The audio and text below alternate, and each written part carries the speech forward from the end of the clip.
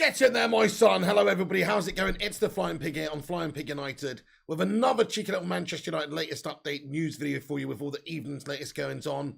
Hope you're all having a good one. Get in there, my son. Ralf Rangnick today overseeing his first victory. We'll get into all the latest stuff and all the aftermath and post-match comments and all the rest of it.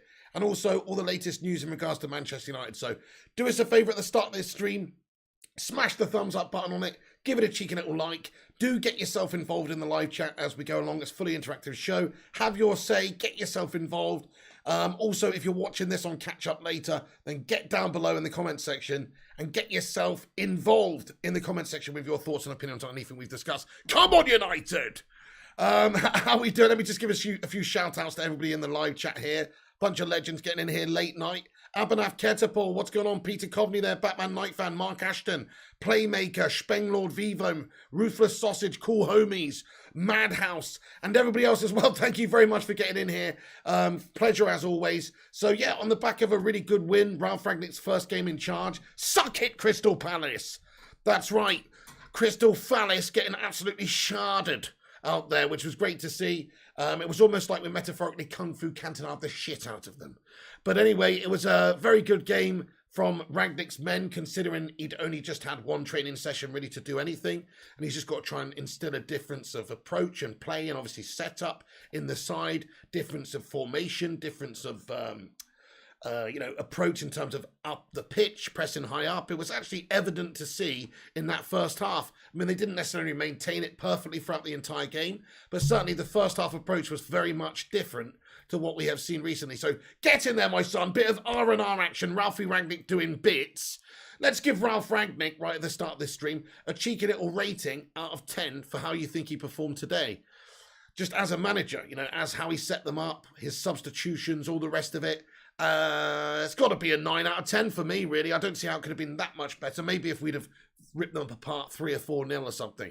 But really, it's got to be a 9 out of 10 for me, guys. 8 out of 10 says Peter. 9.5 says Abhinav Catapult. 10 says Connor Matthews. Hey, we got a new member. Archie has become a member of the Bacon Brigade.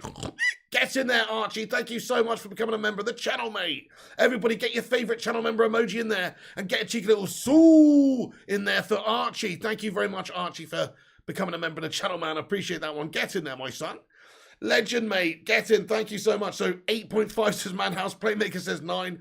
Lots and lots and lots of different ratings coming in here, all high. So the reason I would give him a 9 out of 10 is because it's actually the first game that we have managed to keep a clean sheet at Old Trafford in 15 games in all competitions. So in 15 games in a row, at home, at Old Trafford, United have let a goal in until today. So fair play to Ralf Rangnick. I think what's impressive about that is the fact that we did keep a clean sheet. We were completely in control. Crystal Palace barely had a sniff, which means we just completely were organised and defended very, very well as a unit, which is true. The whole back line did well. The midfield performed to a good standard. It was nice to see. And aside from that, we actually attacked better.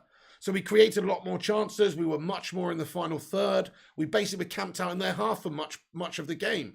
So the fact that you're doing that at the same time as looking better offensively, but actually being able to defend really soundly and not leave any holes and, all the rest of it, I think that's pretty awesome that happened straight away. I think we're lucky in a sense that we come up against Crystal Palace for his first game because they are a bit gash and they have lost, obviously, 3 games in a row now in the Premier League. So, it's probably a good time to play Palace as well. Just on the back of a couple of defeats, looking a little bit low on confidence. United coming in there on the back of a few good results and smashing them up 1-0. Get in there, my son. Hey, thank you so much, Archie, for becoming a member of the channel, by the way. Everybody welcoming him in here again. Cool homies, thank you, says welcome, Archie. Get in there, my son.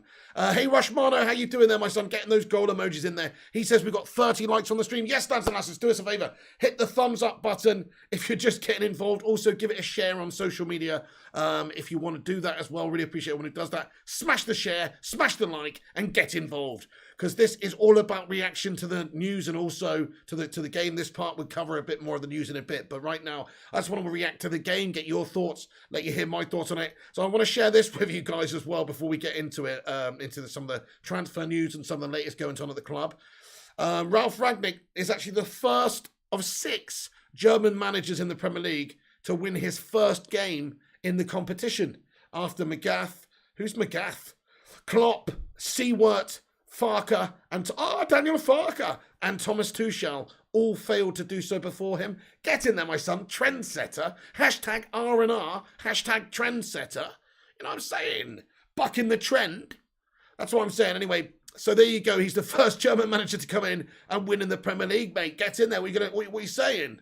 Pretty freaking cool. So I love that. You know, Ralph Rangnick coming in there, getting a little record for himself.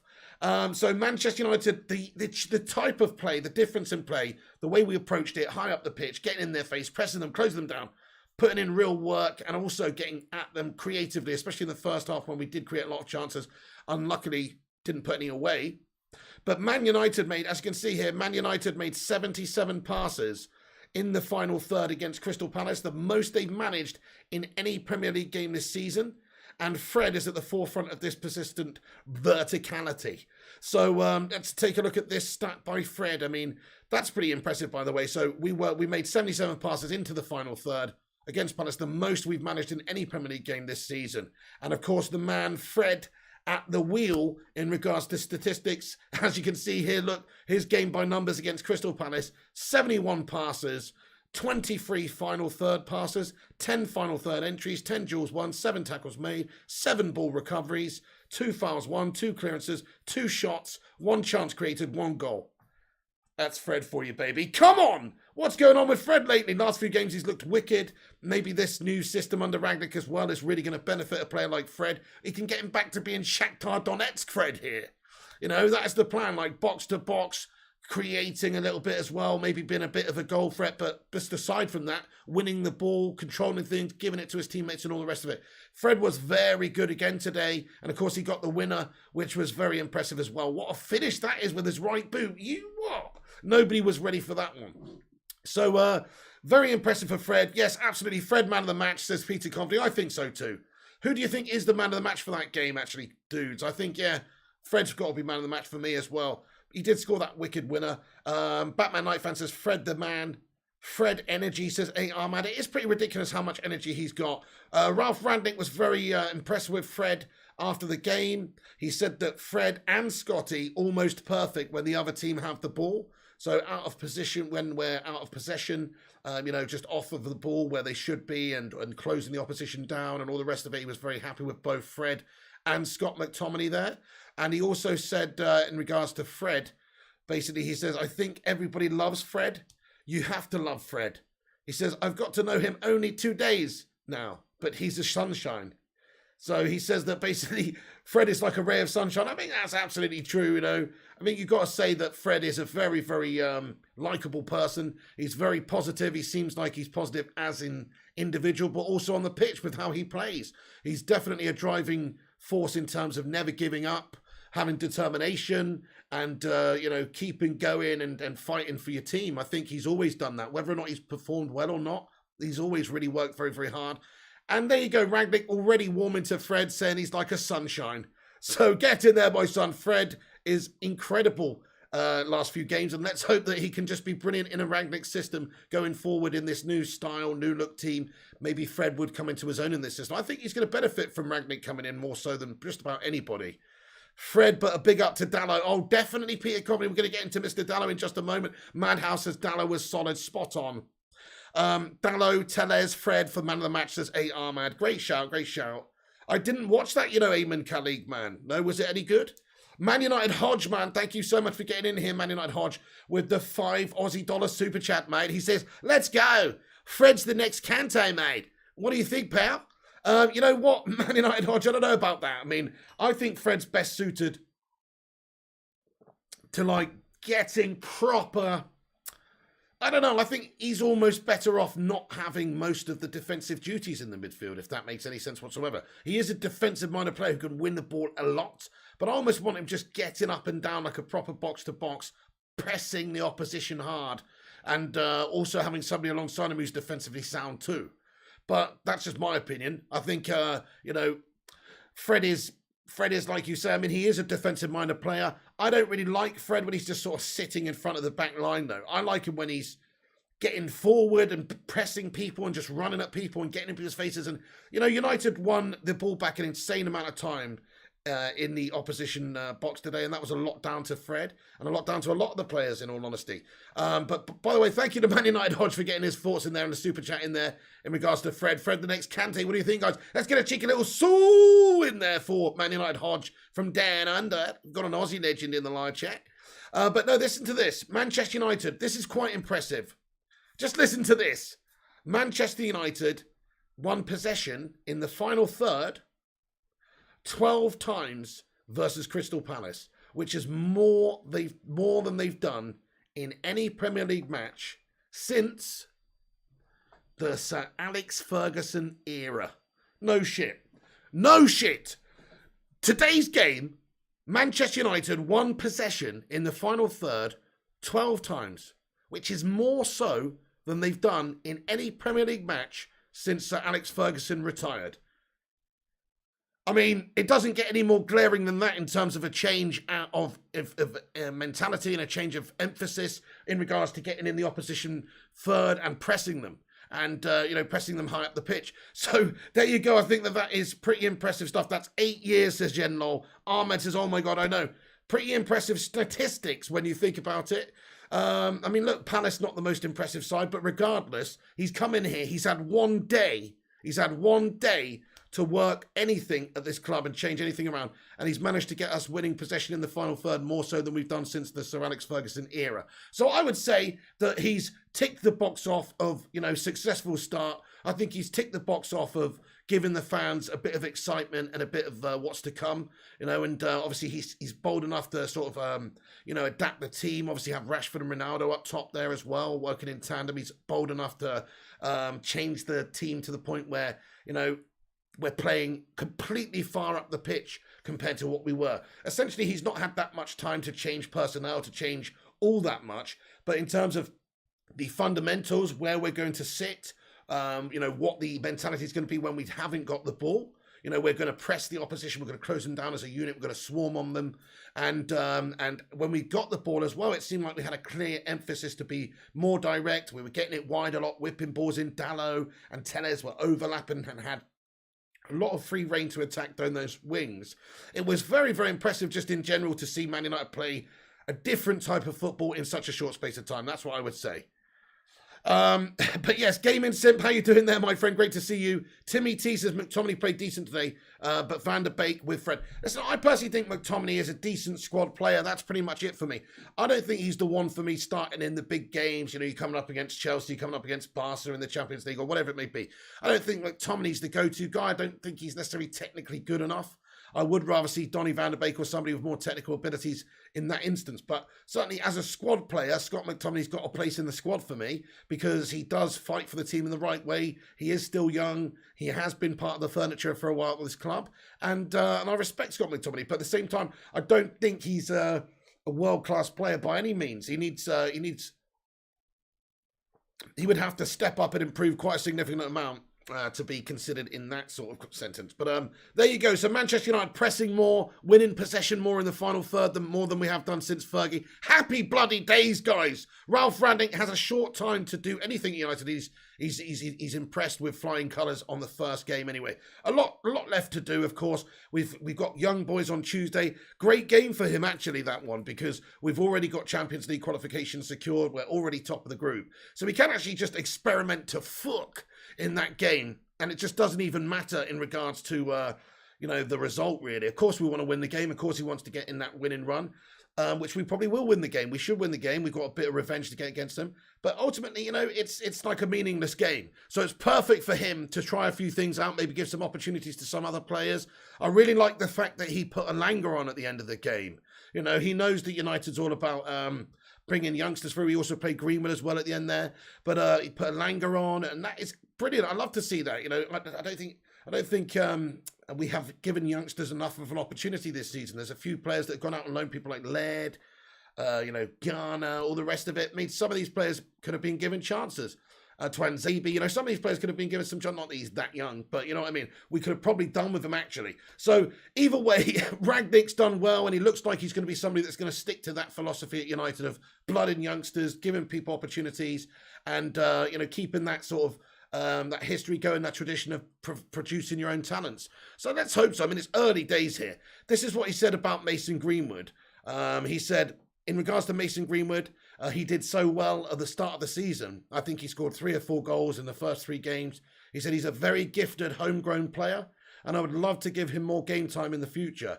But he also said that, he's going to have to earn it in training, basically, just like anybody else. So, he seems like he's setting the right tone at United. He's obviously praising the players and suggesting that, he is going to give these opportunities to players, but he wants them to stay grounded. He wants them to work hard, and he's going to pick teams and give opportunities to players based on form, hopefully. I mean, he's not necessarily done that today. If you look at the team selection today, it's McTominay and Fred in there. It's Maguire and, but it's, what's he got to do really in a short space of time? Does he ruffle the feathers and upset the status quo when he's been in here a day? I think it's going to take a bit of time for him to adapt and change the team a little bit more. Maybe Bailly Lindelof will go in there against young boys. I could see that happen. I think he'd like to have a look at seeing that centre-back pairing working together again for him. So I think maybe Slabs will get a game off. And he'll probably make a few other wholesale changes as well. You have to say the wing-backs today were brilliant. Diogo Dalot was excellent. And also Telles was fantastic as well. These guys have very much been impressive the last few games. And I think Rangnick's got a real headache when it comes to, selecting the wing-backs, because Wan-Bissaka is a great defensive wing-back, but Dalot is great offensively today. He was good going forward. He created. He could have scored a goal as well just before half-time. Dalot was very, very good again today, guys. So he's like come out of nowhere, really. He's almost like having a new signing here. And then on the other side, you've got Telles, you've got Luke Shaw. It's a tough one, guys. I'll just ask you guys, who is your left-back and who is your right-back going forward for the time being? Who is your left back and who is your right back going forward? I mean, for me, I guess I would go with Telles based on recent form, absolutely, and Luke Shaw's had a poor season. On the other side, though, I think it'd be a bit harsh to just sack off Wan-Bissaka as the first choice over Dalot. But, so I would stick with Wan-Bissaka, but I would say Telles and Aaron Wan-Bissaka at the moment for me. Telles and Aaron Wan-Bissaka, says Johnny. Dalot is better than Aaron Wan-Bissaka, says Malps. Is he, though? I really don't know about that. I think he's better than him going forward. What you're talking about is 2 different players, 2 different types of players. Wan-Bissaka is a more defensive-minded player. I think Wan-Bissaka could even play like centre-back or something like that. He's good enough, in terms of one-on-one defending and that kind of thing. I think he would be good there, whereas Dalot, he's more offensive-minded. You couldn't play him at centre-back. He's not got the same defensive abilities, the same, he's good defensively. He's been good defensively the last couple of days, but he's better offensively, whereas Wan-Bissaka is a more defensive-minded player. So you've got 2 different types. There's nothing bad with or wrong with that. You've got 2 great different types of wing-backs there to choose. If you need a more defensive-minded player to pocket a really tricky winger in a tough game, you're coming up against a team with a very handy winger that you just know is going to cause maybe Dalot some problems, because we have seen Dalot have some problems caused against him before with tricky wingers, then maybe Wan-Bissaka's the one to go for. By the way, we got 100 of you legends in here tonight. I hope you're having a good night. Thanks for joining us on the back of that win against Crystal Palace. Hit the like button if you're just getting in the stream. Let's see if we can smash 100 likes on the stream as well. And have your say on the reaction of the game. We smashed them up, didn't we? My goodness me, we absolutely, we did, even though it was only 1-0. We pocketed them for the entirety of the game, my son. I mean, Ralph Rangnick's going home with a 6'5" Patrick Vieira in his back pocket tonight, mate. I tell you what. Yeah, that's right. Watch out, Patrick's about. But seriously, he did have him in his back pocket today. Like, they couldn't do anything against us. They had 1 or 2 chances, really, David De Gea having to make some saves that were very easy for him. But other than that, they just pocketed Crystal Palace. That's what's so impressive about it. It was like he was talking in his press conference when he first came in that United haven't had any control this season and we need to get control. And what a game of control that was from Man United. It was mad. First game he's been here, we just controlled the whole thing. What the hell? I wasn't ready for that, to be honest. Yeah, Ahmad says we controlled it. Exactly. I wasn't ready for that. He was talking about controlling this presser. He comes in and we controlled the whole 90. It was pretty amazing scene, to be honest with you, man.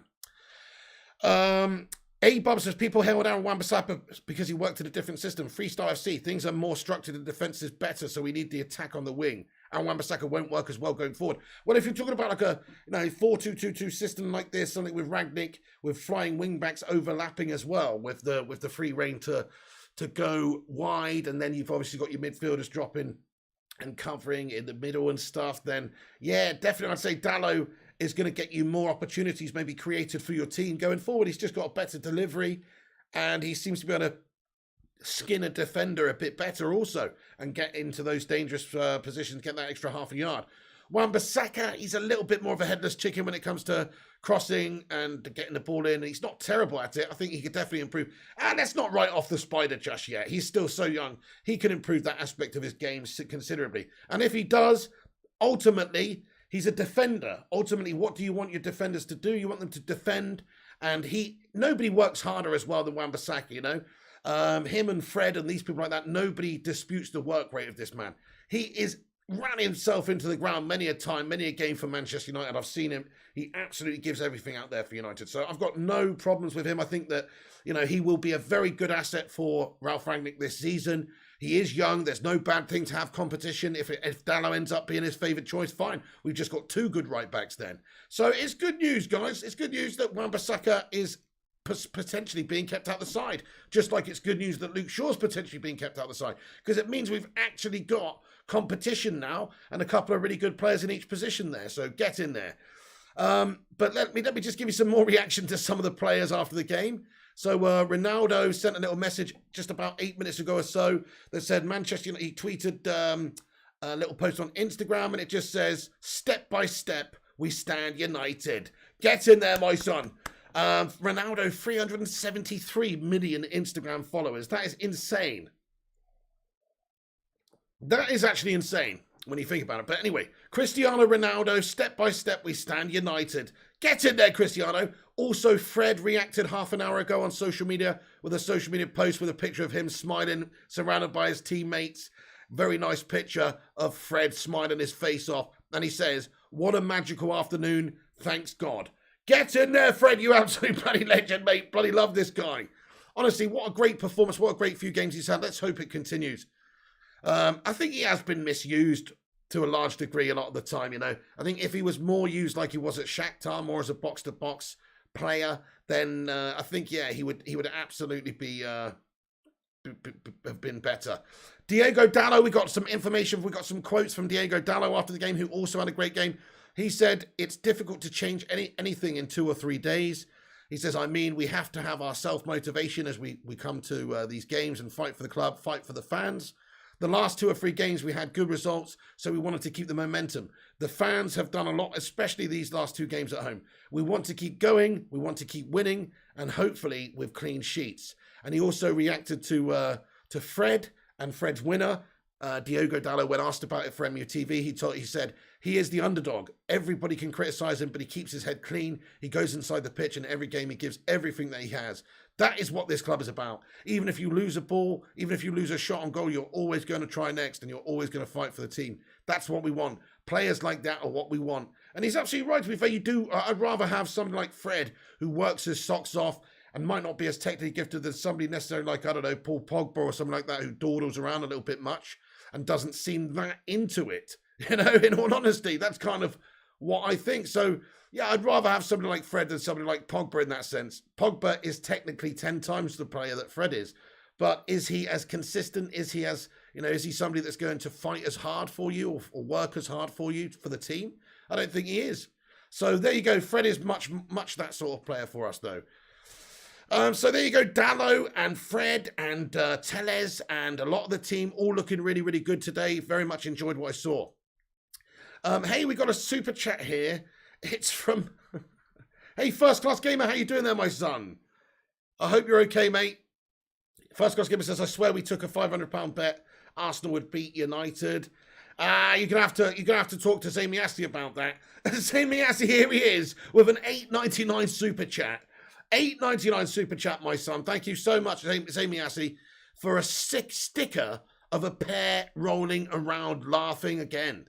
Okay, fair enough. I mean, don't know what the context of that is. We've literally won the game today against Palace. We literally looked impressive, controlled the game, dominated them, slapped up your former legend and captain, Mr. Patrick Vieira, like it was the old days, and Roy Keane was in the tunnel making Bergkamp cry. It was like the old days again, mate.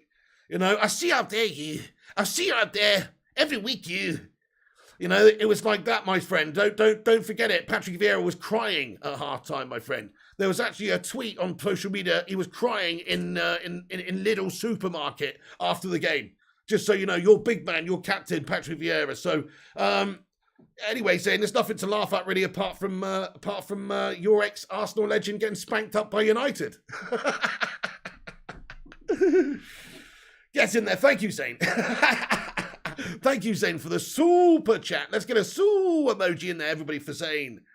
Hey, Gungshi and Primot are in here. A couple of legendary mods as well. Rushmano says, Zane, you owe £1,821. Oh, my goodness me. He doesn't owe quite that much, actually. He's working it off. Vieira got done, says Batman Night Fan. I know, mate. I know. He was having Roy Keane flashbacks, wasn't he? Xavier Hesse with that angry face emojis. I love it. Anyway, so yeah. Great performance by United today. Controlled it, slapped up Patrick Vieira, and did a number on him. So happy days there. That's all I can say about that. I got a little bit of information from Ten Hag, by the way. So there's some quotes from Ten Hag just quickly before we move. Actually, wait a second. I'll read this Donny stuff out first. Ten Hag said about Donny. He said Donny van de Beek's lack of progress at Manchester United. He said he told De Volkskrant. He says, Donny, I find that hard. It's a mortal sin. If you haven't had a chance yet, then development will also stall. Every now and then, you encourage them. So he's not happy about Donny not getting the game time here. And actually, this is what he was asked. He was asked about the links to Manchester United in the summer. And these are quotes from Ten Hag. This is what he said. He says, I think I'm ready for it. I would be happy to take up that challenge, but I'm not chasing it. If it turns out that that step will never come, I will not say that my coaching career has failed. But I think I have sufficient competencies to take on that challenge. You what? So, these are some pretty potent words from Ten Hag here. Ajax manager Ten Hag said, I think I'm ready for it. I'd be happy to take up that challenge. So, in terms of maybe who could be our next manager down the line, we've talked about it. Maybe Rangnick will impress this season. He seems to be off to a good start, but obviously long way to go. And maybe he'll advise the board, like he said in the summer, that he should be given another year. And if that's the case, I'm sure if we're in the place where we're doing well, most fans will be happy with that. But if not, then Ten Hag's probably up there as a candidate still. He's definitely one of the ones that's been talked about and maybe would have some interest taking the job. Before I get into the transfer news, so we've got a bunch of new transfer information getting in there. I'm just going to get into the live chat and have a little 5-minute Q&A with you legends about the game and obviously any reaction you've got to any of that business. We've got some good links, some new interesting links as well, some players out and a couple of players in as well in regards to Manchester United. So we're going to get into that shortly. But for now, do us a favour, hit the thumbs up button. Rushmano says we've got 60 likes. Let's see if we can get 600 likes on the stream. Smash the thumbs up if you haven't done so. Also, hit the subscribe button if it's your first time on the stream. You only need to be subscribed for 1 minute to get involved in the live chat. So do get yourself subscribed. And it's free. And let's be having you then. Let's have your say in the live chat. Get your thoughts and opinions in about the game very quickly. So, hang on a second. Let's get that there. Right, nice one. Okay, imagine Arsene Wenger and Fergie boxing at one of these Jake Paul events. Really, Drew? Really? That's the best you got? I mean, I think Fergie would knock him the fuck out, to be honest with you, Drew. Not going to lie, mate. You serious? He's from Govan. I don't know where. I think he's from, fucking Marseille or something, or I don't know. I'm pretty sure Fergie would knock out Arsene Wenger. There you go. What are you saying, guys? Wenger versus Fergie? It's a Fergie world, isn't it? Let's be fair. Oh, yeah.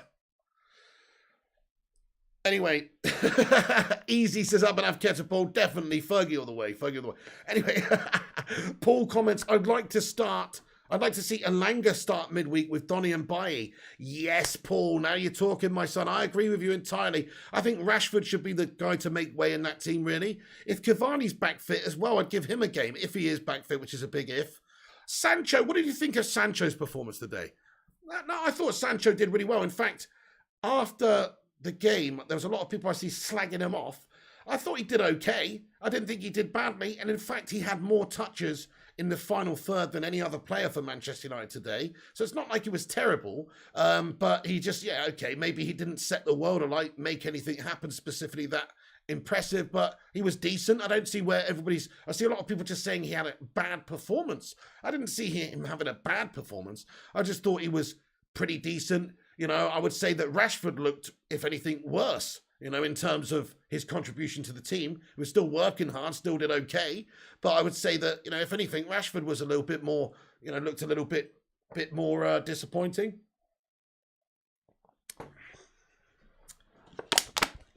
No, I didn't actually, Gungshi. I haven't caught up on any of these things yet, mate, in terms of the post-match interviews and stuff like that. Some of them I have, obviously. Like, some of them I've seen Rangnick's and all the rest. But I haven't seen Fred's, mate. No, was he beaming, was he? I bet he was beaming his face off. But yeah, look at those stats. Just look at those stats from him. They're insane. He's obviously in a great bit of form at the moment, in terms of great place as well. Very happy. He'll be going into the next game feeling very confident, and he'll be happy under Rangnick as well that he's impressed him with the first game. It's a perfect start for Fred. I'm happy for the guy. Very happy for him. Like I've always said about him, you can never question the mentality or the work rate or anything of Fred. You can only question the technical ability, but you can't question anything else. Yeah, Primot says Sancho played well, ran all over them. Yeah, absolutely ran all over. Fergie99, what's going on, my son? He says Rashford's a chicken with no head. Dalot and Tellers were brilliant. What is it with Rashi at the moment? I know he got an assist last time out, but yeah, he hasn't looked himself. Maybe he just needs to, excuse me, I've got gas. Find himself after he's got, back from injury here. He's not really looked 100%. He's not had a glistening game or a performance since since he's come back. Hey, Gungshi, mate, he says, yes, he was beaming pig. Yeah, well, I'm not surprised. That was an epic goal for him.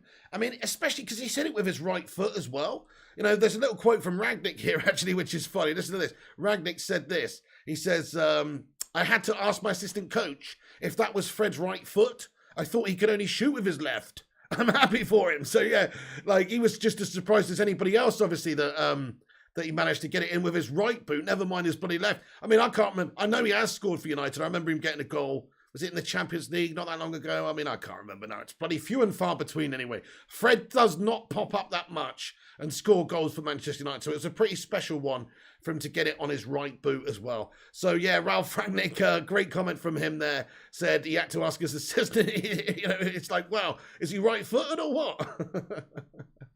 Absolutely brilliant. Okay, in regards to Cristiano Ronaldo as well, actually, just before, I forgot to say this, before we get into the transfer stuff, Rangnick said, I'm a big fan of having each player on his best possible position. Ronaldo was not alone up front. Together with Marcus Rashford, they could work together. And he also just basically was pretty glowing of Ronaldo and said that he worked his ass off and, worked so much for the team and was great off the ball and all the rest of it, which was true. Ronaldo put in a shift up front today. Him and Rashford, they did cover a lot of ground. And it was like a performance from somebody who's not his age. He was all over the place. He was running a lot and pressing the opposition a lot. He got in the wide areas a bit. He's in the middle. He's up top. He's deep. He did do a big job up there for us. And anybody disputing whether or not Cristiano Ronaldo can do it in a Rangnick system, I think you just have to look at that performance. Okay, I think actually when it fell to him in the key moments, or when he's got a little through ball to play, he actually didn't do too well today. I thought technically Ronaldo today was not great. He didn't exactly capitalise on all the little half chances that he had. Sometimes he just makes something happen out of nothing. But today he didn't do that. But he just worked very hard for the team, and I think he's going to do damage in this Rangnick system as well, because with the team up there, with the team pressing, with the team getting the ball back quickly and feeding him, he's probably going to have a lot of opportunities and score a lot of goals. Ronaldo was running like a 28-year-old, says Ronnie Dodge. I know, mate. It's crazy, isn't it? How he's got the legs at his age is mad. He's definitely been eating his Portuguese spinach, that man, hasn't he? Or his Madeira cake, or whatever that gives him the magic powers. Phil Jones being big comeback against young boys, says Sound Dog. Hey, it might happen. Stranger things have happened. Isn't that interesting? I wonder if Rangnick would just chuck Phil No Bones Jones in there. It's one of those games where, like you say, you can have a big experimentation because it doesn't mean anything that much. United are already top of the table. Yes, Gungshi Cavani all day, says Ozzy Gamola. I'd like to see that as well in the Champions League now. Thing is with Ronaldo, though, he's such a lover of the Champions League, and he knows that he's trying to stamp his legacy on this game. and he's not got long left to do it as well. He's got 2 or 3 years really. That's it. So he's got to score Champions League goals, especially if he wants to go and retire and play in Sporting, whatever. He's not going to get the same opportunities to do that. He wants Champions League goals. So if he's fit and if he's ready, he wants to play. I think even if it's against young boys. In fact, even more so against young boys, because he might be thinking, wow, we could go out there, smash him up 5-0 and he can score a hat-trick. And, as much as he's all about the team, and I'm sure he'll take if there was a word there from Rangnick and he said, hey, we're going to go with Cavani, give you a rest, so you're 100% bang on it for the next game, I'm sure he'll take that on the chin. But to me, knowing what Ronaldo's like, the competitor that he is, and also just the football lover that he is, he truly loves the game, he wants to play, he will want to play in that young boys game, even if it's just in some capacity. He will want to get on the score sheet and get some Champions League tally up, I think. So, let's see what happens. I mean, I don't know who's going to start in that one just yet. We'll have to have a think about it, see if there's any more team news coming out tomorrow before Tuesday, of course. But I would imagine Cavani. Oh, that sounds nice, though, Gungshi. Yeah, Cavani and Ronaldo up top together. Now, that's a dream made in heaven, mate. That's a wet dream in heaven right there, son. Cavani would be an excellent foil for Ronaldo, especially in a system where you are demanding of a high press. The only concern with these guys is, can they do it for longevity throughout the season? Will Cavani stay fit? Will he be able to do it for the majority of games? You have to sub him off a bit later on, the rest of it. But definitely for, if they're fully fit, if they're ready to go, Cavani and Ronaldo on the pitch at the same time would be insane. It would be insane. If you could get them both working, and staying fit and having that consistent partnership together, I think that could be a mad combo this season, Gungshi. That's a really great point. Great performance today, says Thistle Pell. Absolutely. Oh, sorry, this is Pell. Yes, absolutely, Pell. Absolutely a great performance today. What more could you say? Loved it. Absolutely loved it. Okay, right, couple more comments I'll read out, then we'll get into the rest of the news here. Batman says, last time we saw Cavani Ronaldo up front was against Spurs. 3-0 United win. Absolutely, mate. Yeah. Give Heaton a start, says Primor. Hey, maybe. Why not? What about Henderson, mate? What about Henderson? Is he just forgotten about now? I don't know what's going on with Henderson. Oh, nice one, Rushmano. We're nearly there. Rushmano says we got 88 likes. That's pretty good going, everyone. We're nearly at 100. Bacon Brigade, assemble! Guys, hit the thumbs up if you just joined in the stream. Ronnie Dodge says, can't wait to see Rafa in this pressing system. Oh, yeah, fair play to you, Ronnie Dodge. Rafa? Who's Rafa? I gotta say, let me just think about this. Rafa, who's that? Anyway, Wan-Bissaka and Shaw are in trouble. This is good because it creates competition, says Timmy T. I totally agree with you. It's not bad, is it, when you've got 2 quality players fighting it out? You've actually seen that happen the last couple of years in some key positions, and it's caused a big step up in competition. Think about, Raphael Varane. Why wasn't that registering in my brain? Yeah, of course, Rafa Varane. Anyway, listen, it causes, when you've got competition for places, it causes a step up in levels, I think. Because look at last season, Tellez came in, and Tellez looked pretty decent whenever we saw him, but you didn't really see him that much because Luke Shaw played out of his skin all season long because he sort of had to. Otherwise, he knew Tellez would be getting in there, taking his space. And, he didn't want to do that. So we've actually increased, I think, the performance levels of Luke Shaw. Henderson, we signed Henderson, or we got him back from loan from Sheffield United there, and David De Gea had his levels instantly went back up again from being a little bit ropey to looking really fantastic again. So I think that it's important to have competition. It's no bad thing. I'd rather have too many strikers or too many defenders or too many whatever for whatever position than not enough. So I think it's very good. Varane. Yeah, Varane. Okay, so the centre-back position is a big conundrum as well for Ralph Rangnick. He's got a lot of options, none of which are all amazing. I mean, even Raphael Varane, there's question marks about him. Not his abilities, not his qualities, but his fitness. Like, how often will Raphael Varane be injured throughout the season? So far this season, we've had him. He's looked good in a whole bunch of games we've seen him, but he's just been out of games as much as he's been in games. He's injury-prone, and he always has been. And so it's tough to rely on Raphael Varane throughout the entire season. You do need to have depth there. You do need to have players, which we have got, which is very, very good. So in my opinion, the best centre-back pairing United could get right now would be Raphael Varane and Eric Bailly. That's my personal opinion, if they're both fully fit, and Eric Bailly's injury-prone guy as well, but if they're both fully fit, I'd go with that because they're both quick, they're both athletic, they're both good in the tackle, good in the air, and strong and all the rest of it. So I'd go with those two because I think if you're playing high up as well, we didn't see it today because Crystal Palace really didn't get out and didn't really get much of an opportunity against us, and we just snuffed them out whenever they did. Defensively, the likes of Maguire and Lindelof did very well today. You know, they didn't have all that much to do, but what they did was damn solid. Their passing was very good. They came up the pitch and helped, you know, create stuff as well for the team. It was actually a very good all-round performance by them, you know, showing that they are good footballers when it comes to, you know, passing and all the rest of it, all the range of passes that they played.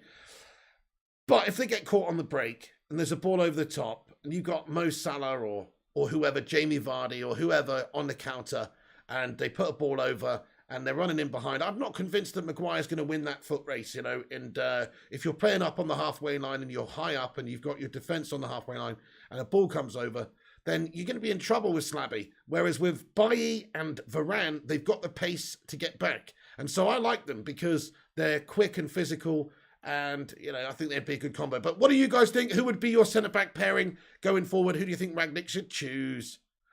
Andrew Purple says McTominay thinks he's Socrates. Pastor Fred says chocolate salty balls. Eric Bailly or Varane says A-Bub. So either or, what you saying? And I'd say both of them, but there you go.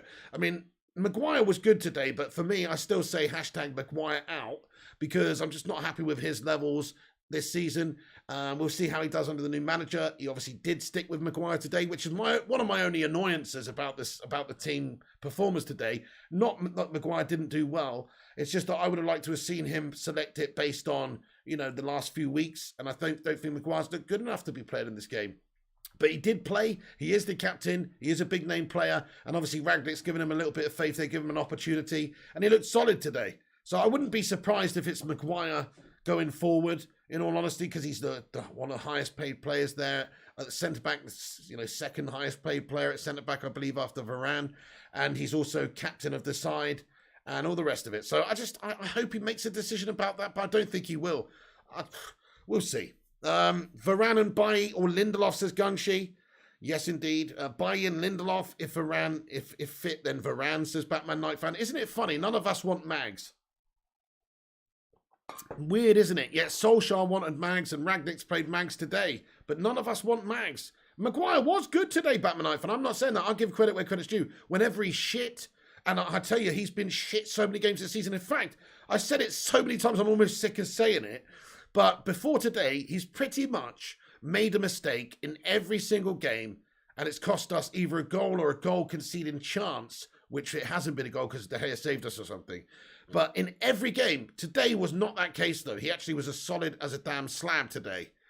Kurt, the greatest, says Tellez had the most tackles and interceptions. Shaw in trouble. Yeah, Kurt, man. Hey, listen, Luke Shaw out in the mud, sir. And Luke Shaw in the mud, he's taken a knock on the head the other day. Well, he's going to have to take a knock on the confidence too now because Tellez is taking his place in the side. He's come in there. He's played 3 games in a row and he's looked good in all of them. He's been defensively sound and he's been creatively very good.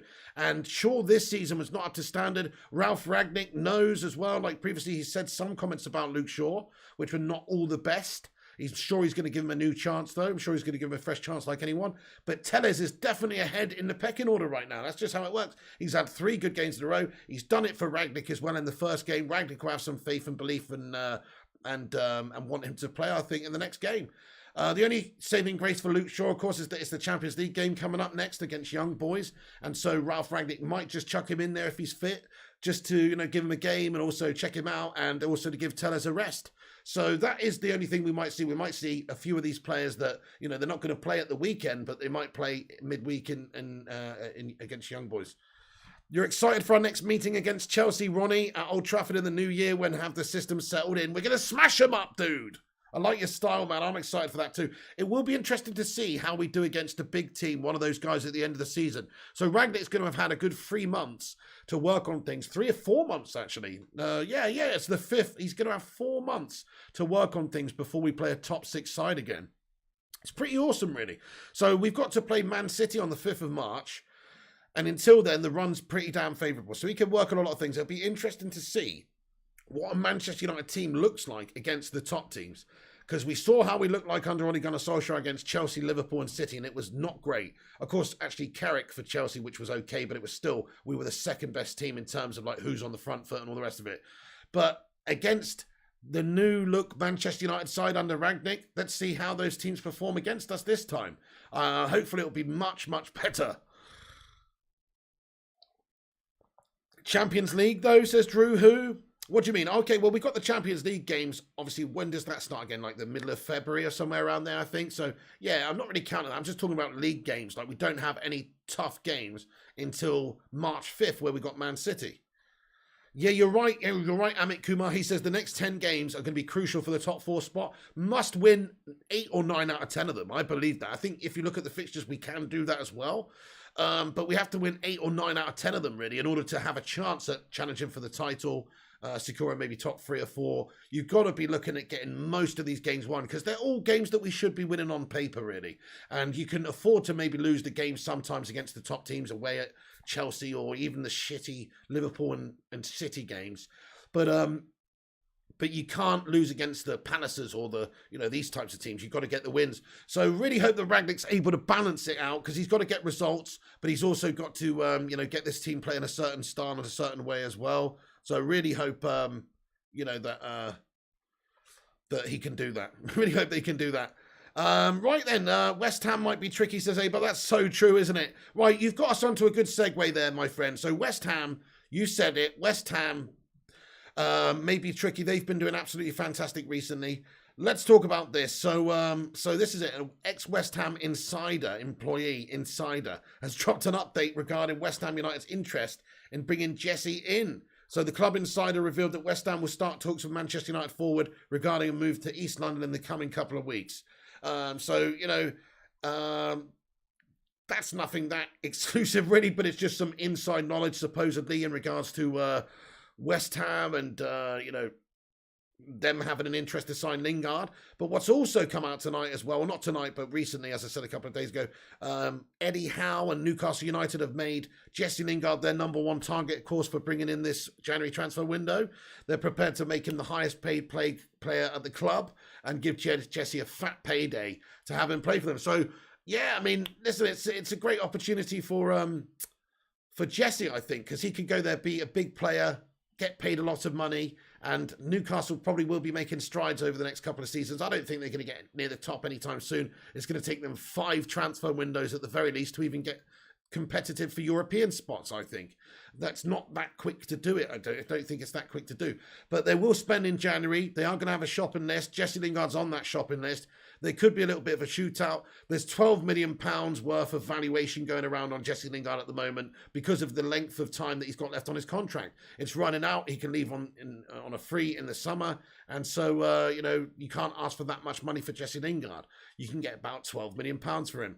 So it depends, though. It depends who wants him more. Newcastle got a bit of money. West Ham will be interested. If either of those sides wants to bring Jesse Lingard in, then they might have a little bit of a bidding war and push it up just a few extra million. So this could be good news for Ralph Rangnick if we got players that are being linked away to sell a couple of players in order to buy somebody in the window. We've got also news here that Jose Mourinho is interested in bringing in Diogo Dalot for Roma. So that is one of the latest links as well. Roma boss Jose Mourinho is planning a swoop for Manchester United's Diogo Dalot, 22-year-old defender, of course, has got some Serie A experience previously. Jose Mourinho, hands off Diogo Dalot right now, sir, because Diogo Dalot is looking good in this side. I think Rangnick's going to want to use him. Maybe a few months ago we would have said, yeah, well, if Dalot went, it's not the end of the world. We have to go sign somebody else. There was talk about, Kieran Trippier coming in for a season or 2 and all the rest of it. But no, I don't want to see Dalot go. Stay or go, lads and lasses. What do you think? Stay or go? By the way, Jose Mourinho's doing shit, isn't he?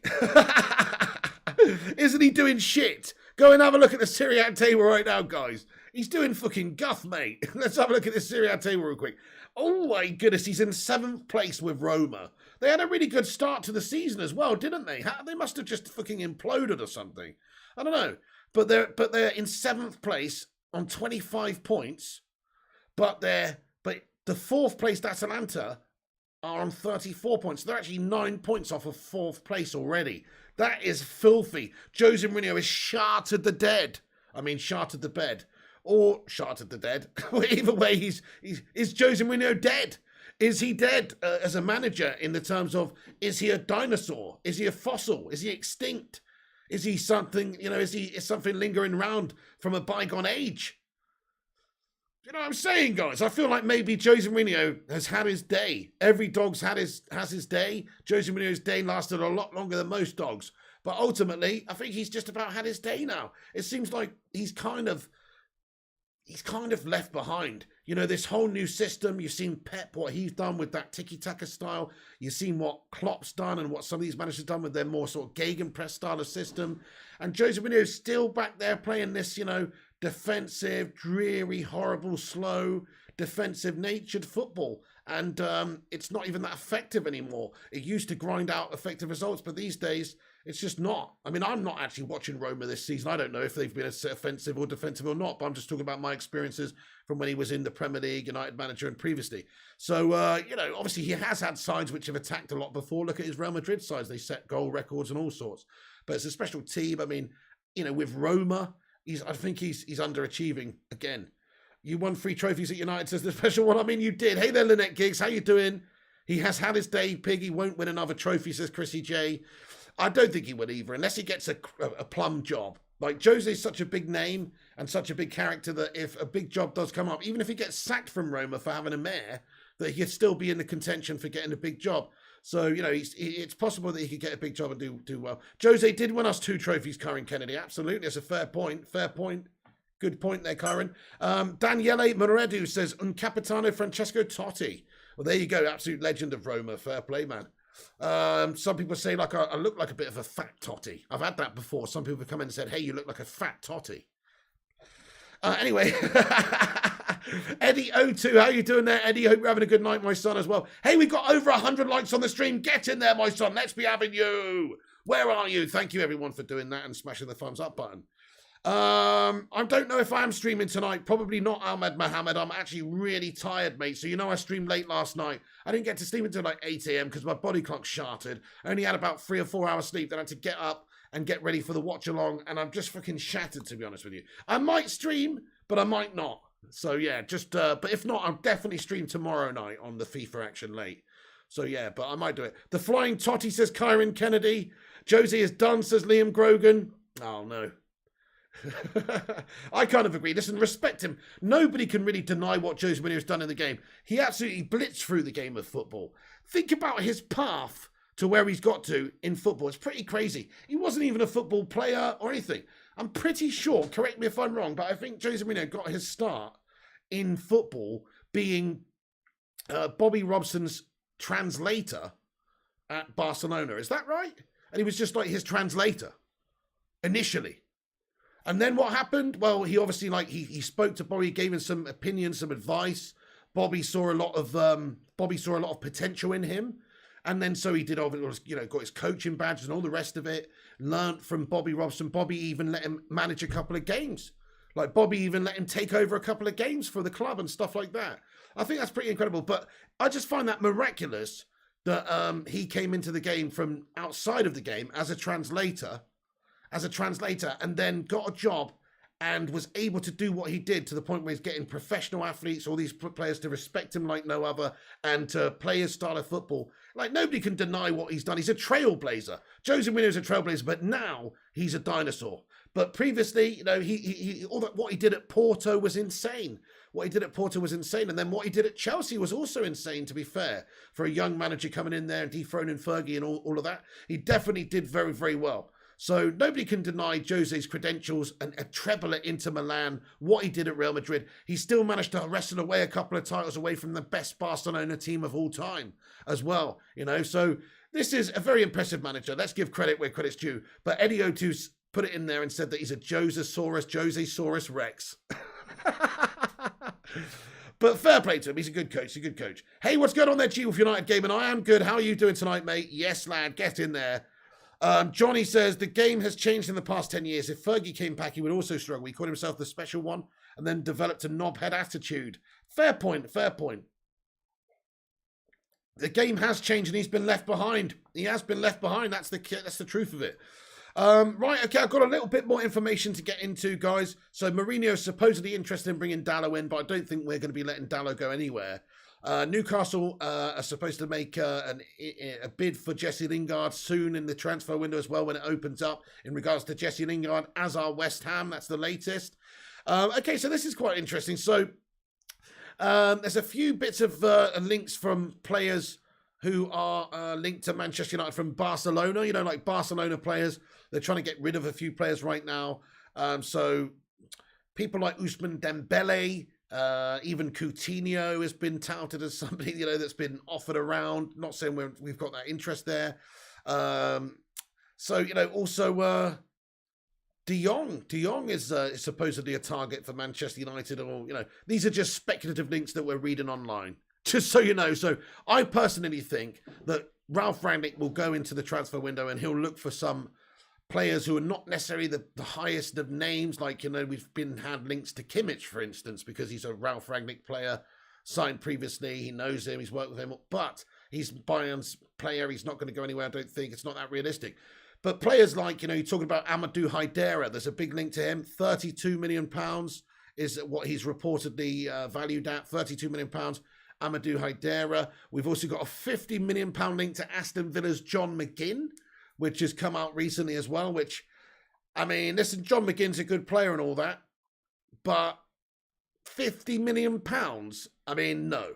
We don't want to spend £50 million on John McGinn. Absolutely fucking not. So I hope that United spend money well, but I think what we're going to have to do, clearly, is sell players. So we've got an update from a source here,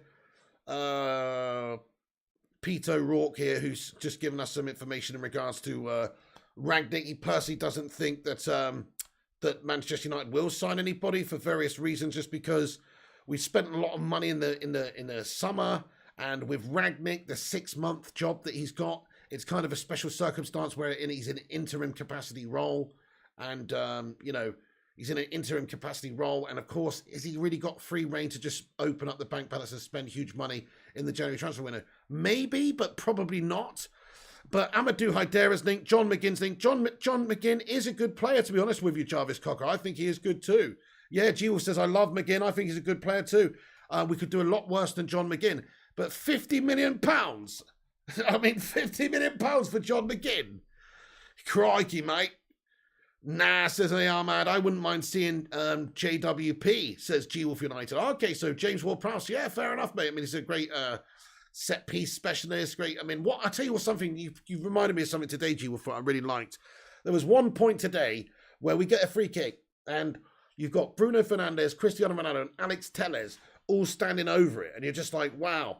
Like, we have got some serious set-piece maestros in there all of a sudden. Like, we can definitely bag a free kick or get something from a great pass or, you know, set piece. We are definitely a dangerous side when it comes to set pieces. We've got some awesome free kick takers and set piece specialists already. So, yeah.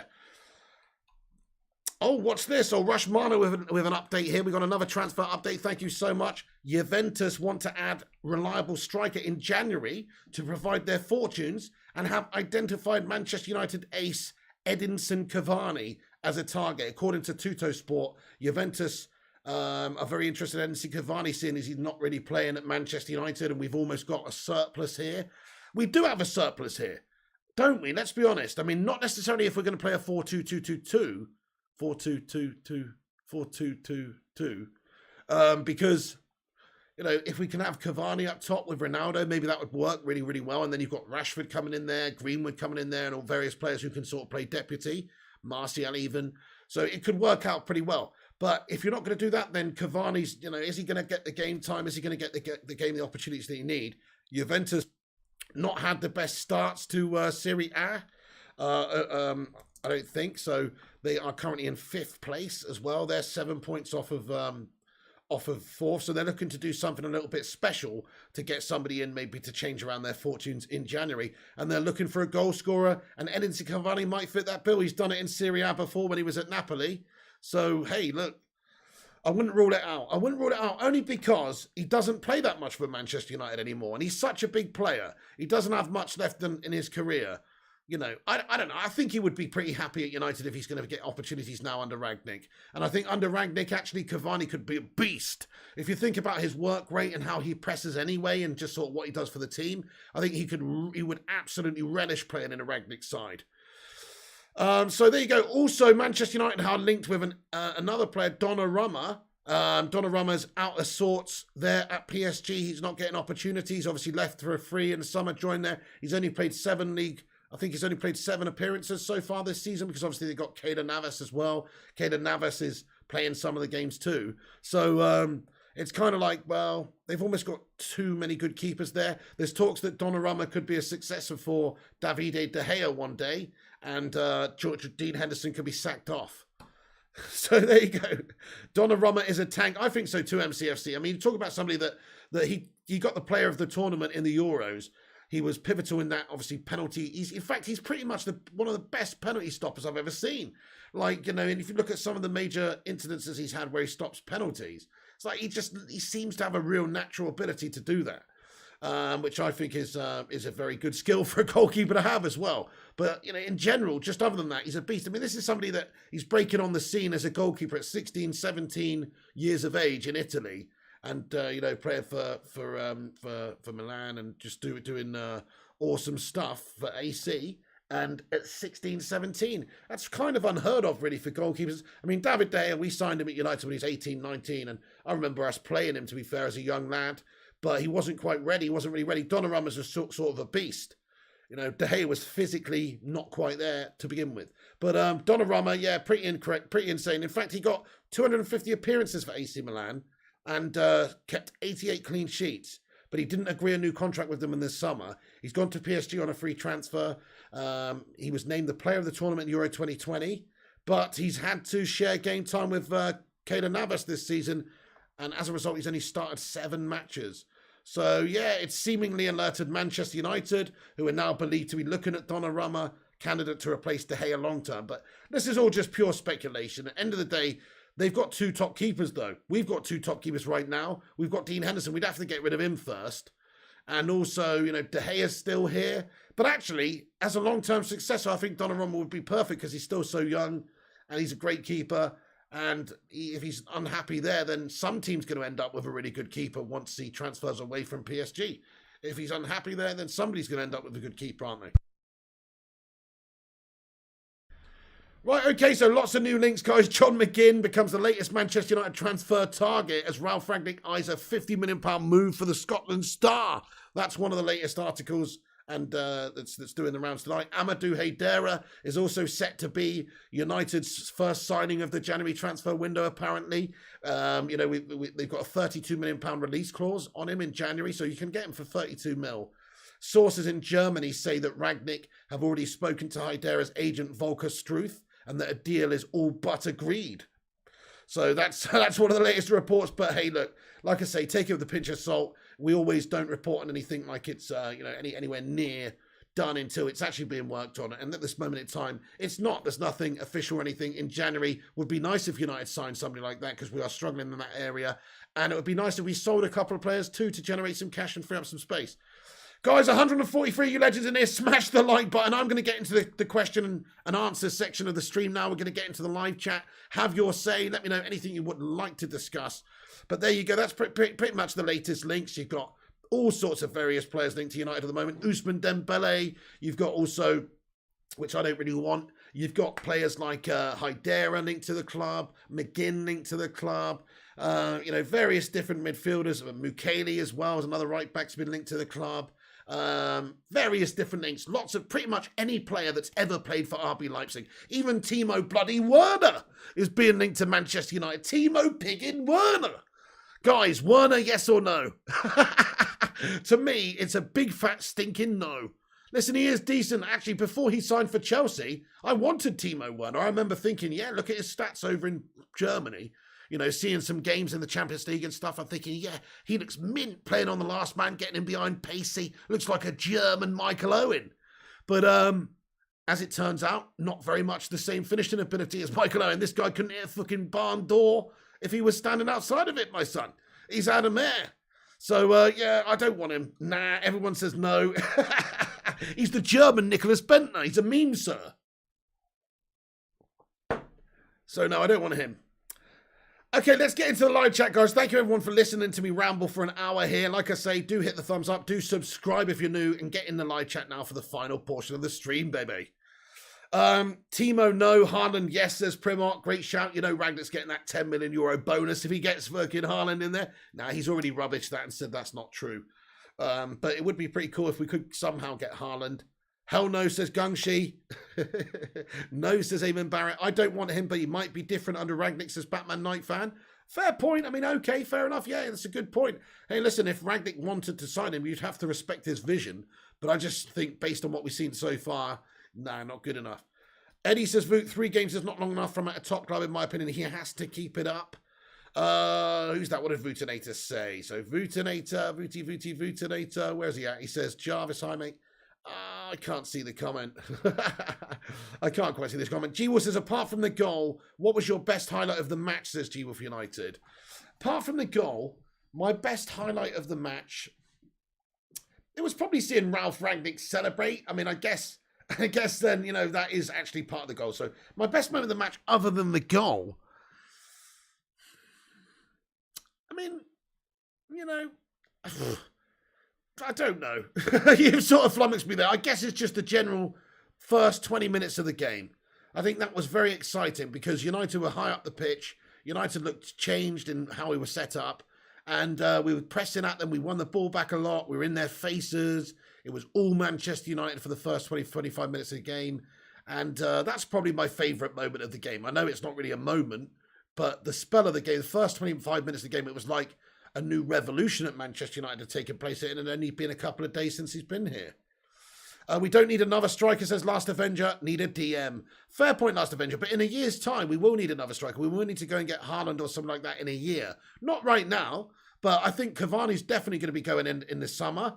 Martial might end up going elsewhere as well. Then we've just pretty much left with Greenwood, Ronaldo, and I guess, yeah, obviously Rashford can play there, but I don't like him there. I'd rather him out wide. So, yeah, it wouldn't hurt to start thinking about getting a striker in the future. Not right now, but I'd say summer 2022, you know, next summer transfer window, we should be looking at trying to get Haland. That's what I think in the summer, because Cavani's going to be off his way out. Ronaldo will have 1 year left. We don't want to let Haland go elsewhere and end up going to Chelsea or Real Madrid or any team like that. We want to try and have a go at getting him. So it's probably going to happen in the summer for Haland. Surely he's not going to stick around in Dortmund for another year after this one. Dante, what's going on, my man? He says Fred has more league goals than Messi. Is that true, Dante? So Messi's got 1 goal in the Farmers League. Is that right? Yeah? That's fucking shocking, isn't it, Dante? He's having a stinker. What is going on with Messi and what's going on with PSG? Pochettino's having a double day there. We don't want Poch United. I think that's clear. Low light of the match, seeing Maguire on the team sheet. That's damn true, Madhouse. Hey, Kate Cadet, what's going on, my friend? He says, the Sky reporter couldn't get hold of our manager for a word after the game, so he rang Nick instead. Oh, nice. Which Nick is that, then? Nathan Best says, yes, Pig, just got back from Manchester. What result? Hey, Nathan Best, good game to attend, my son. Yeah, got the win there. Nice new style of play, nice changed performance from the lads. What can you say? Very, very impressive. 1 game. It's only 1 game. You know, let's not get carried away. It's not like Rangnick has ultimately changed everything and we've had a great run. This is 1 game against Palace, who I think were poor. But I think we made them look poor as well. We just stopped them from doing anything. We controlled the game. And considering the time he's been in here, the impact that he had, that's about all you can hope for. That was all we could have hoped for right there in that game. Like I say, the first clean sheet, there's a few stats that spring out in my mind as being amazing for this guy. The first clean sheet in 15 games at Old Trafford in all competitions, whilst at the same time playing high-up football, attacking a lot more too. And also, we won the ball back 12 times in their third, which is more so than any performance in the Premier League since Alex Ferguson was the manager. So immediately there's a total difference of change of emphasis of what we're trying to do and getting at teams in their own half. And I think that is going to be massive for United. I think it's going to be exciting for us fans because it stops that boring, slow, sit-back, counter-attacking style. And hopefully we're more going to see now in-your-face, attacking, rough and ready, rough them up, win it back, get it forward, smash in the back of the net type of style. So, this was a real good indicator for that. James Hitchmo says, any FIFA tonight? You know what? Maybe, James. I don't want to promise it you guys tonight. I know I said I would do yesterday, but I'm fucking shattered, mate. I only had a few hours sleep. I'm shattered, mate. I'm absolutely not fit for it, to be honest, but I might do. Let me see how I feel in a bit, lad. Alan Partridge says, hi, mate. How are you? What CDM would you like in January, mate? Says Alan Partridge. What CDM would I like in January? Well, in an ideal world, I've gone on about this for 2 years now, but in an ideal world, Manchester United would phone up Mr. Brendan Rodgers. Ralphie Rangnick would say, guten Tag, Brendan. How about we give you Schlappy Maguire and you give us Wilfried Ndidi? Yeah? And he would say, hoi noi there, Ralph Rangnick.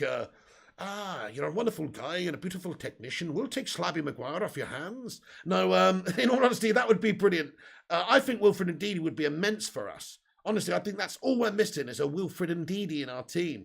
And he's only 24, 25. But anyway, it's not going to happen realistically because they would want 90 million quid for him. And Manchester United, we do have a bargaining chip in Slabby Maguire. But who's going to want that? Who's going to want that slab at this moment in time? Maybe they would, actually. Maybe they would. But either way, the point I'm making is, yeah, he would be good. But realistically, if I'm talking about realistically, who do I want? Kessie. I think Kessie would be perfect for what we're trying to do right now. I think he's obtainable. I think he's experienced. I think he's physical. I think he's box to box. He can defend. He can attack.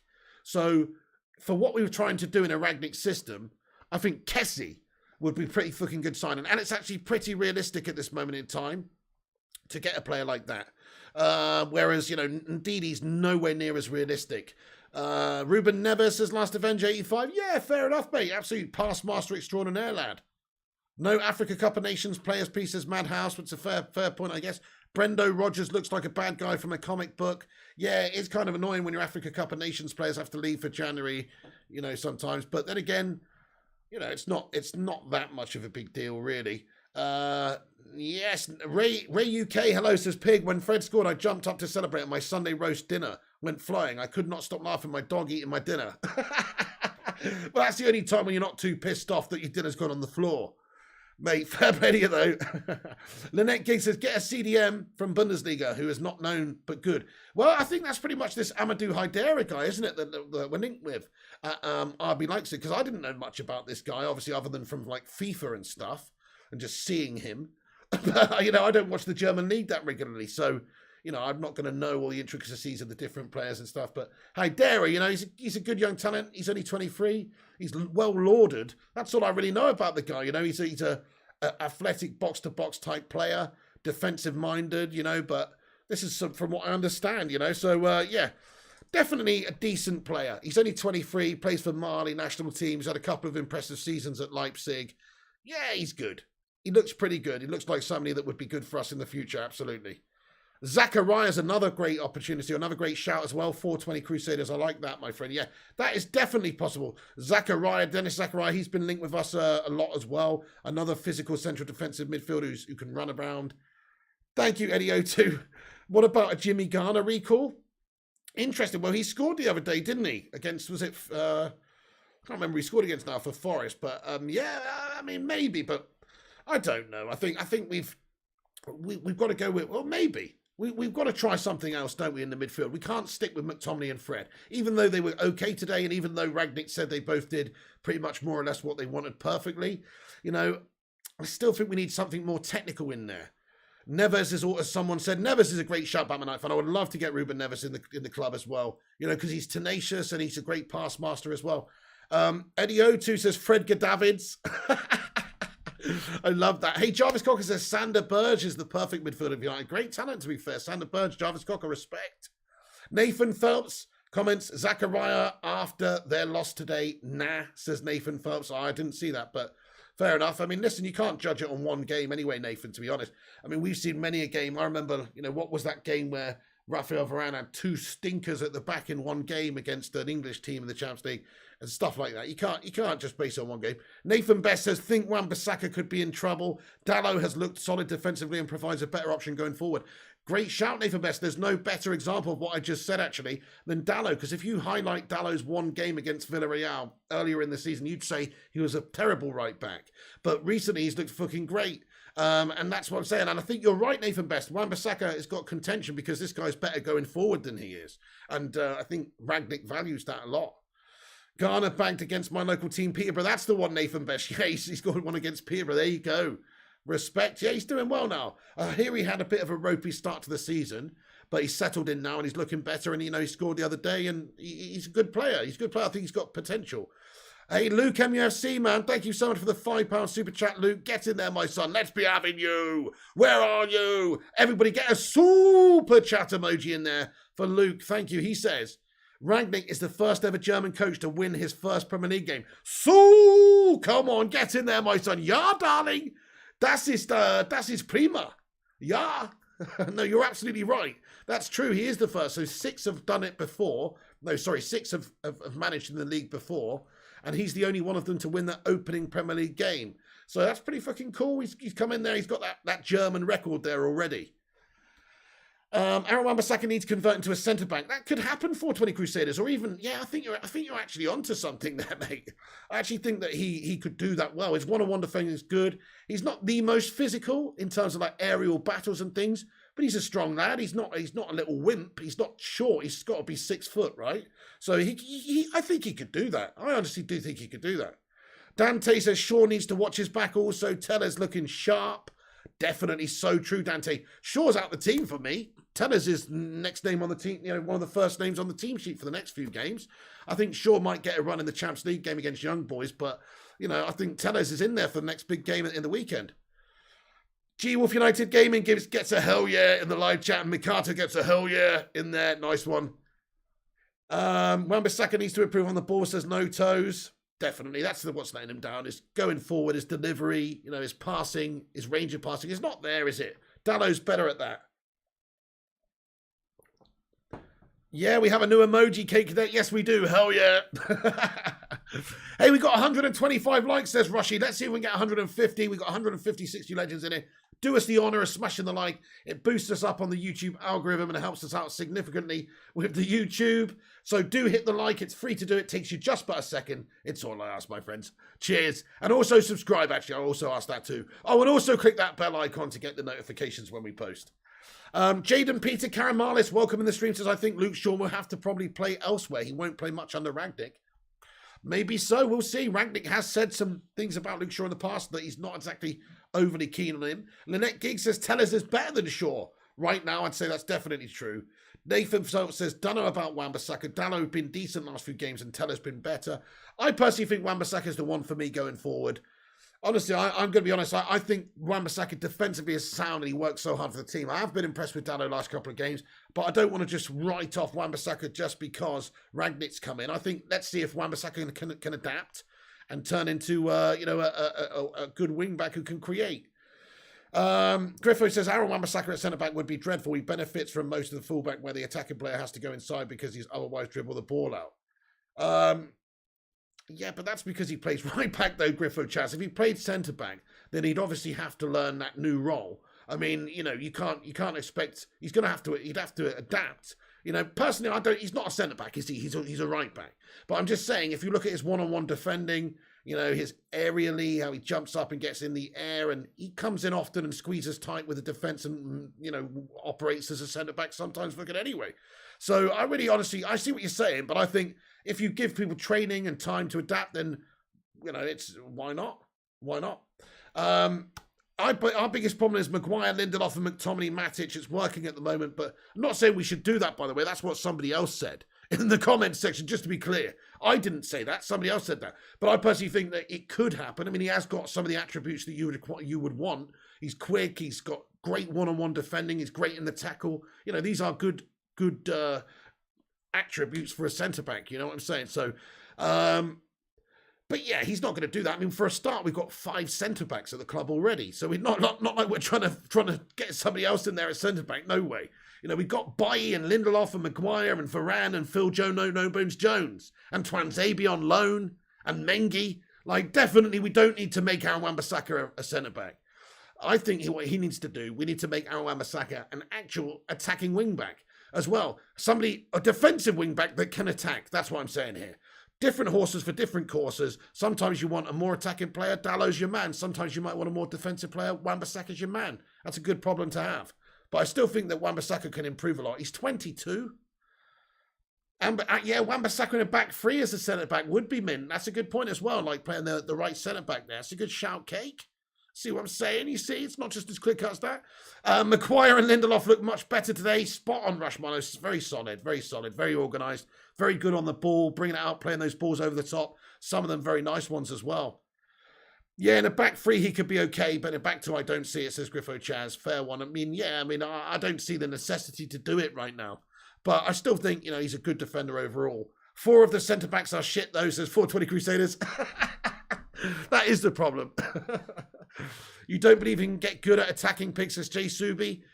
Why not? I've seen players get good at attacking over my lifetime who were shit at attacking at one point. Honestly, Jay, players develop at different times as well. Like, who's a good example? Raheem Sterling. Raheem Sterling at one point was an actual headless chicken. He actually was, honestly. When he was 19, Raheem Sterling was absolute headless chicken worthy. He'd get down the wing, he'd just run into trouble. He was Dan James in disguise. He was headless chicken worthy. But he's developed and turned into a good attacking player. You know what I mean? And worked and improved his delivery and all the rest of it. So players can do it. It can happen. He's still young. Keep Aaron Wan-Bissaka. He has time, says Madhouse. Nathan Best, Lindelof and Maguire lacks pace for the high press. It's okay against Benteke, but not against Salah. I think that's a fair comment, Jarvis, certainly in regards to Maguire. You don't believe in Get Good, though. It's my ears deceiving me. Pig praising Maguire, my guy. G-Wolf, like I said, Maguire was solid today. That's all. Solid. He was good. I give him a 7 out of 10. Very solid, good performance. Out of all of the back line, he gets the lowest rating, though. I'd give Lindelof a 7.5. I'd give Tellez an 8. Or a 7.5. I'd give Dalot a 7.5. So he does get the lowest out the back line for me. He was solid, though. He played some nice passes, but he's just shit all the rest of the season, though. I'm not going to dispute that. He's been shit all the rest of the season. Sterling was a Man United fan as a kid, said Batman Knight fan. Dan James would have suited this system really well, I think, says Griffo Chaz. Fair enough, but technically, again, just lacking, man. Technically lacking a little bit there. His final delivery, not good enough. As a youngster, though, going forward, didn't he get an assist today for Leeds, I'm pretty sure? Hey, Lauren McLeod, it's going good tonight. Hope you're doing well as well. Thanks for asking. No Toes, if they get the right training and put the work in, they can develop their game. They're not necessarily static. Fair play. Scott should be the lowest, says Josh Lee. Lynette Geeks says Lindelof bullied Benteke. Yes, Eddie O2, have a great night, my friend. He says, Piggo & Co, have a good night. Can't wait till Ralph Ball is properly drilled. Yeah, give it, I guess, what, a month? I think in 1 month's time, we'll pretty much be playing proper Ralphie ball. Maybe even quicker than that with how this guy's working at the moment. Salah was gash for Chelsea, says Chrissy J. Well, fair enough, but a lot of players were gash for Chelsea. What about Kevin De Bruyne, Iron Robben? Not that Iron Robben was gash for Chelsea, but he wasn't as good for Chelsea as he was as, at Bayern. And definitely people like De Bruyne. Chelsea have wasted a lot of players over the years, let's be honest. They have. Anyway, Cool Homies says, hit that like, share the stream, subscribe to the channel. Thank you, Cool Homies. You've led over Wan-Bissaka. Wow, Jaden P, that's a bold claim. For once the Slab and Fred didn't shit the bed, says Mikato. You think Lingard fits Rash's system perfectly. As a substitute coming off the bench, happy to see him on. I am. In a pressing system, I couldn't agree more. He definitely would suit us. Ronaldo's the pressing goat. Fair play, Frank. He's shutting people up with his work rate, isn't he? And his distance covered and all the rest. We will win the next 10, says Jade. Get in there. Hey, good night, Amit Kumar as well. Yeah, 5 a.m. in India. Oh, crikey, get some sleep. We're going to wrap this stream up here now anyway, guys. That is going to be the end of the stream. It's been a great stream. I thank you, everyone who's tuned in and got involved with the stream. That is going to be the end of it. I just wanted to jump on here and give you the latest reaction and fallout and all this sort of latest goings on. Of course, we've covered it, but Ralf Rangnick, the first of 6 German managers to get his first game in the competition after Klopp, Magath, Seawert, Farker and Thomas Tuchel all failed to do so. Fred running the show. Also, United made 77 passes in the final third against Palace, the most they've made in any Premier League game this season. Fred's stats here as well. Very impressive. Man of the match, Fred. Get in there, my son. Ralf Rangnick doing bits. The Ralf Rangnick era is here. And even if he's not here long term after the summer, he should affect the club in a positive way.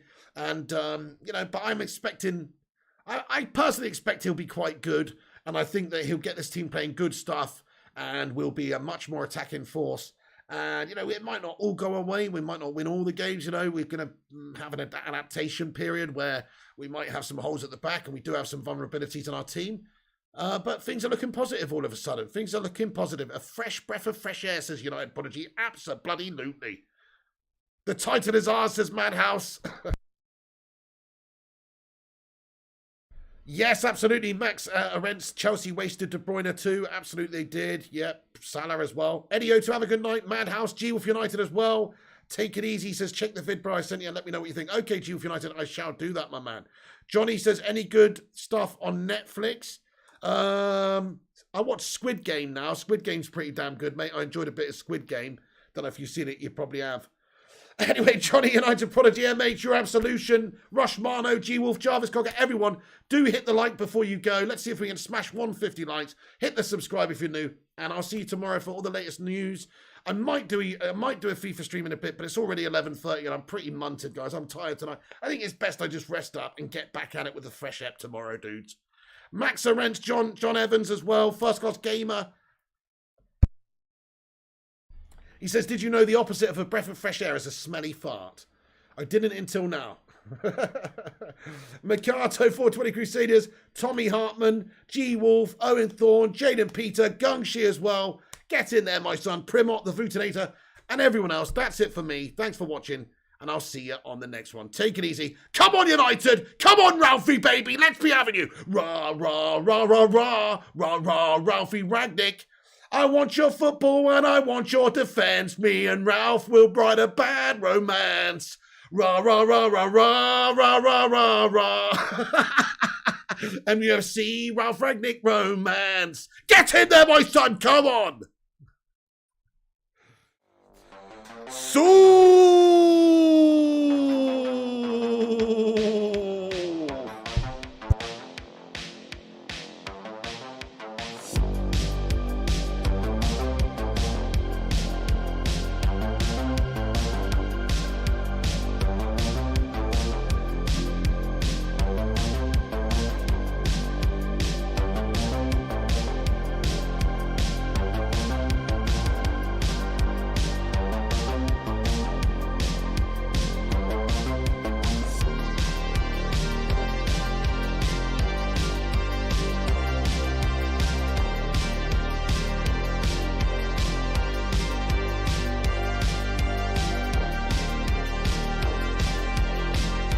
Yeah!